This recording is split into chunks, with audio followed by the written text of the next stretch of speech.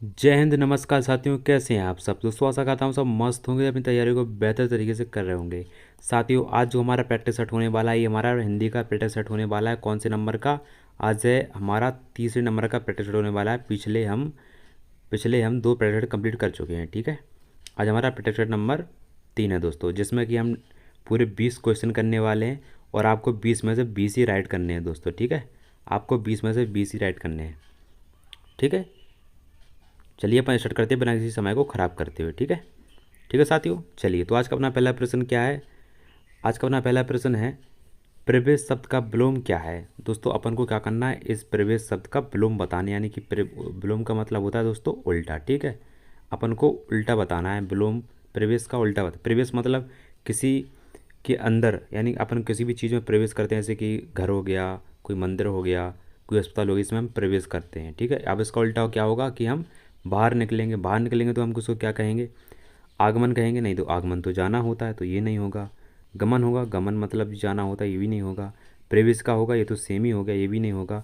दोस्तों इसका जो राइट होगा वो क्या होगा? वो होगा अपना निकास, मतलब बाहर जाना, ठीक है। ऑप्शन नंबर ए अपना राइट रहेगा, याद रखना, ठीक है। चलिए अब चलते हैं अपन क्वेश्चन नंबर 2 पर। क्वेश्चन नंबर 2 है अपना नीला। क्वेश्चन नंबर 2 क्या कह रहा है? नीला शब्द का पर्यायवाची क्या है? अपन को नीला का पर्यायवाची बताना है।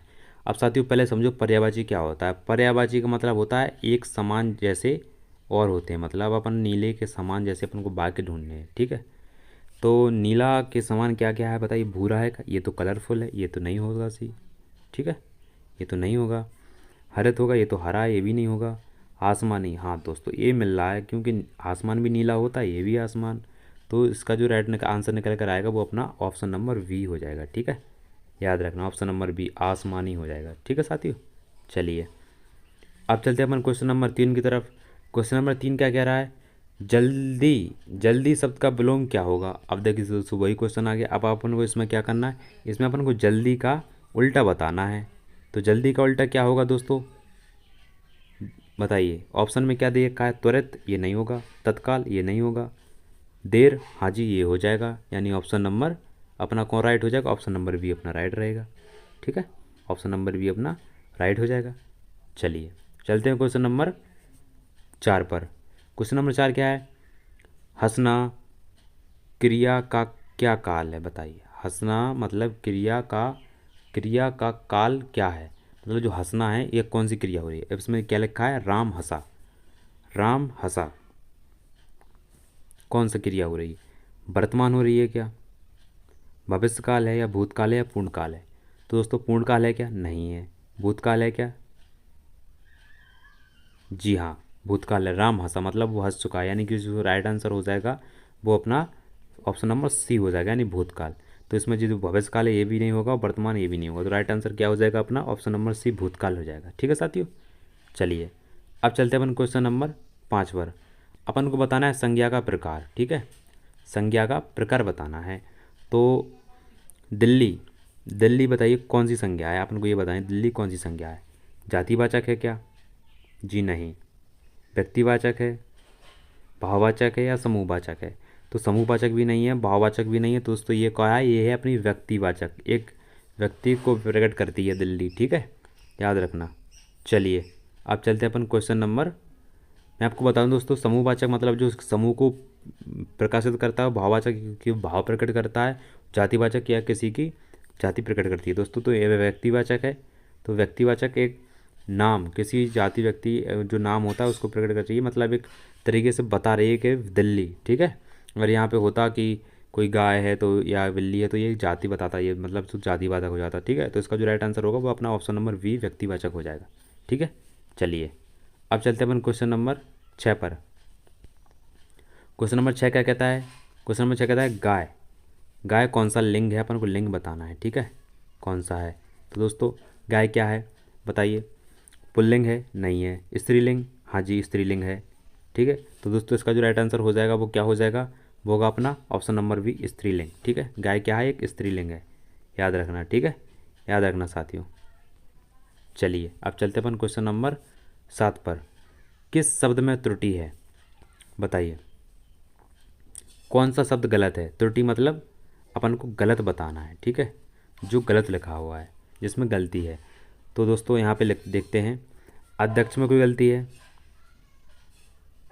जी नहीं है, राइट है। यहाँ पे विद्यालय में कोई गलती है? राइट है। अभ्यर्थी में गलती है? राइट है। यहाँ पे गलती किस में गलती है साथियों? किस में गलती है अपनी? विद्यालय में। विद्यालय ऐसा नहीं लिखा जाता दोस्तों, विद्यालय कैसा लिखा जाता है? ऐसा ऊपर लिखा है ऐसे लिखा जाता है, ठीक है, ना कि ऐसे। तो उसमें जो राइट आंसर अपना ऑप्शन नंबर सी हो जाएगा, ठीक है। चलिए अपन चलते हैं क्वेश्चन नंबर 8 पर। जलना शब्द का तात्पर्य क्या है बताइए? जलने का से क्या तात्पर्य है? जलना मतलब जलने तात्पर्य मतलब इसके समान के जैसा और कौन सा वर्ड है यहाँ पे? तो दोस्तों यहाँ पे देख सकते हैं आप कौन कौन सा है। अग्नि लगना, हाँ दोस्तों ये भी जलना होगा। ईस्टर करना, ये भी जलना होगा। रोशनी करना, ये नहीं होगा सुबह, ये नहीं होगा, ठीक है। डी पे दे रखा है ए और बी दोनों, तो दोस्तों इसमें अपन ए और बी दोनों ही राइट मान लेंगे, यानी कि ऑप्शन नंबर डी राइट मान लेंगे, ठीक है। ए और बी दोनों, ठीक है, याद रखना। चलिए अब चलते हैं क्वेश्चन नंबर 9 पर। अति उपसर्ग का सही प्रयोग किस में है बताइए? अति दिन में है? जी नहीं है। अतिपुरी में नहीं है। अति काम में नहीं है। तो इसमें जो सही प्रयोग दिख रहा है वो मुझे दिख रहा है ऑप्शन नंबर बी में, अति श्रम में, ठीक है। सही प्रयोग अति श्रम में है, याद रखना, ठीक है, अति श्रम। चलिए चलते हैं क्वेश्चन नंबर 10 पर। 10 में बताना है निम्न में से कौन सा समाज राजपुत्र है? कौन सा समाज मतलब राजपुत्र बताना है, राजपुत्र में कौन सा समास है, ठीक है, अपन को ये बताना है, ठीक है, याद रखना। अपन क्या बताना है? अपन को बताना है कि जो राजपुत्र है इसमें कौन सा समास है, ठीक है, इसमें बताना है अपन को कौन सा समास है। तो राजपुत्र में कर्मधारय समास है? नहीं है। द्वंद्व है? नहीं है। तत्पुरुष या बहुब्री? तो दोस्तों इसमें दिख रहा है, वो दिख रहा है तत्पुरुष, ठीक है, मतलब राजा का पुत्र। राजपुत्र मतलब राजा का पुत्र। तो दोस्तों ये कौन सा है? ये अपना तत्पुरुष है, याद रखना, ठीक है, तत्पुरुष। ऑप्शन नंबर सी राइट रहेगा, ठीक है, याद रखना। चलिए अब चलते अपन क्वेश्चन नंबर 11 पर। सूरज निकला वाक्य का प्रकार क्या है? मतलब सूरज निकला, अपने को वाक्य का प्रकार बताना है कौन सा है। ये विधेयक वाक्य है, नकारात्मक वाक्य है, प्रश्नवाचक वाक्य है या आश्रयवाचक वाक्य? तो दोस्तों आश्रयवाचक वाक्य क्या होता है? जिसमें कोई आश्चर्यजनक बात करी हो, ठीक है, तो ये भी नहीं होगा। प्रश्नवाचक वाक्य मतलब जिसमें लास्ट में कोई क्वेश्चन पूछ रहा हो, तो ये प्रश्नवाचक हो जाता है। नकारात्मक मतलब कोई वैसी सोच रखता हो, मतलब ऐसा कोई वैसा वाक्य हो जिसमें कोई नेगेटिविटी आ रही हो। दोस्तों इसमें जो अपना राइट आंसर होगा वो अपना ऑप्शन नंबर ए ही हो जाएगा, यानी विधेयक वाक्य, ठीक है, इसमें कुछ ज़्यादा सोचना नहीं है, ठीक है। अब चलिए अपन क्वेश्चन नंबर 12 पर। जल का तत्सम शब्द क्या हो जाएगा बताइए? पानी होगा, जल का तत्सम पानी होगा, जल होगा, या नीर होगा, या पानी दर होगा? तो दोस्तों जल का तत्सम जल ही होता है, ठीक है, ऑप्शन नंबर वी अपना राइट रहेगा, ठीक है, जल, जल ही होगा राइट आंसर अपना, ठीक है। चलिए अब चलते हैं क्वेश्चन नंबर 13 पर। कृपया शब्द का अर्थ क्या है बताइए? कृपया शब्द का अर्थ बताना है। तो कृपया शब्द का अर्थ क्या होगा साथियों बताइए? क्रोध होगा, ममता होगा, अनुरोध होगा, या विरोध होगा? तो कृपया अपन जब कोई काम करवाते हैं किसी, तो अपन कहते हैं सर कृपया ये काम कर दी, मतलब एक अनुरोध करते हैं। तो इसका जो राइट आंसर होगा वो अपना ऑप्शन नंबर सी ही रहेगा, ठीक है। इसका जो राइट आंसर रहेगा वो अपना अनुरोध रहेगा, ठीक है, याद रखना, अनुरोध, ठीक है। चलिए अब चलते अपन क्वेश्चन नंबर 14 की तरफ। क्वेश्चन नंबर 14 कहता है आकाश शब्द में कौन सा कारक है बताइए? कर्ता है, संप्रदान है, अपादान है, या अधिकरण है? बताइए आकाश शब्द में कौन सा कारक है? क्या हो जाएगा इसका राइट आंसर? तो साथियों इसका जो राइट आंसर हो जाएगा वो अपना ऑप्शन नंबर डी हो जाएगा, ठीक है, अधिकरण, अधिकरण हो जाएगा, ठीक है साथियों। चलिए अब चलते अपन क्वेश्चन नंबर 15 पर। वह पढ़ता है वाक्य का काल बताना है। वह पढ़ता है वाक्य का काल क्या हो जाएगा बताइए? कोई नहीं होगा, नहीं जी नहीं। भविष्यकाल नहीं, भूतकाल नहीं, वर्तमान काल हो जाएगा साथियों। वो पढ़ता है मतलब डेली पढ़ता है, यानी वर्तमान काल, पढ़ रहा होगा या पढ़ता है तो वर्तमान काल, ठीक है साथियों। चलिए अब चलते हैं क्वेश्चन नंबर 16 पर। अनु उपसर्ग है, अनु उस उपसर्ग से बना सही शब्द क्या हो जाएगा? जो अनु उपसर्ग बना मतलब जिन शब्दों में आपको बताना है अनु उपसर्ग से बना शब्द कौन सा है। उपसर्ग दोस्तों वो होता है जो शब्द के स्टार्टिंग में लगता है, ठीक है। उपसर्ग का मतलब होता है शब्द के स्टार्टिंग में लगता है, याद रखना, ठीक है। शब्द के शुरू में जो लगता है उसे हम कहते हैं उपसर्ग, ठीक है। यहाँ मैं लिख देता हूँ शब्द के शुरू में लगता है, ठीक है। तो अब देखिए अनु किस किस में लगा है। दोस्तों अनुयोग में भी अनु लगा है, अनुवाद में भी लगा है, अनुलग्न में लगाया है और ये नीचे लिखा है ऑप्शन नंबर सभी। तो दोस्तों इसमें लिखा है कि अनु तो सभी में लगा है, तो इसका जो राइट आंसर होगा वो अपना डी हो जाएगा, क्योंकि सभी में लगा है। ठीक है, सभी सभी राइट आंसर है, यानी ऑप्शन नंबर डी अपना राइट रहेगा। ठीक है सर, बिल्कुल कन्फ्यूजन नहीं होना है।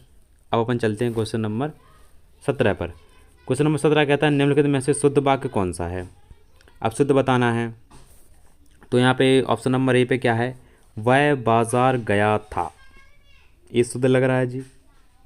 नहीं लग रहा। वह बाजार जाता था, क्या ये शुद्ध लग रहा? नहीं लग रहा। वह बाजार गया, हाँ जी ये सही लग रहा। तो इसका जो right answer option number C हो जाएगा। ठीक है, नीचे क्या लिख रहा है, वह बाजार जाने गया था, ये भी सही नहीं है, तो ये भी गलत, यानी ऑप्शन नंबर अपना सी राइट रहेगा। ठीक है साथियों, चलिए अब चलते हैं क्वेश्चन नंबर 18 पर। क्वेश्चन नंबर 18, मातृभूमि में कौन सा समास है, बताइए। तत्पुरुष है, द्वंद्व है, कर्मधारा है या बहुब्रीहि है। तो मातृभूमि में दोस्तों जो समास है वो है अपना कर्मधारा है। ठीक है, कर्मधारा है, ऑप्शन नंबर सी राइट रहेगा। ठीक है साथियों, चलिए अब चलते हैं क्वेश्चन नंबर 19 पर। हृदय शब्द का सही विलोम क्या हो जाएगा। हृदय दोस्तों जो कि कोमल होता है, उसका अपन को विलोम बताना यानी उल्टा बताना है। तो हृदय का बताइए, मन होगा क्या, मन होगा क्या, नहीं होगा। मस्तिष्क होगा क्या, नहीं होगा। कठोरता होगा या दिल होगा, तो दिल तो दोस्तों सिमिलर हो गया इसका, तो इसमें जो सही राइट आंसर होगा वो होगा इसका कठोरता, क्योंकि हृदय कोमल होता है और कठोरता इसका उल्टा हो जाएगा। ठीक है, अब चलते हैं दोस्तों अपन क्वेश्चन नंबर 20 पर। क्वेश्चन नंबर 20 है, राम ने रोटी खाई, वाक्य में राम कौन सा कारक है। दोस्तों ये देता हूँ मैं आपके लिए होमवर्क। ठीक है, ये है आपके लिए HW, और दोस्तों आपको बताना है आपने 20 में से कितने क्वेश्चन राइट करे हैं। ठीक है, कमेंट में बता के जाना 20 में से कितने क्वेश्चन राइट करे हैं, और इस क्वेश्चन को आपको देता हूँ मैं होमवर्क, ये आप होमवर्क करके लाना दोस्त। ठीक है दोस्तों, तो थैंक्स फॉर वॉचिंग दोस्तों। वीडियो चला, वीडियो को लाइक से सब्सक्राइब करो दोस्तों। वीडियो में जो भी कमियाँ लगती हो प्लीज़ बेझिझक कमेंट करके जाया करो, ताकि मैं उन गलतियों को सुधार सकूँ और आपके लिए बेहतर से बेहतर प्रैक्टिस पेपर बना के ला सकूँ। ठीक है, चलिए मिलते हैं नेक्स्ट वीडियो में।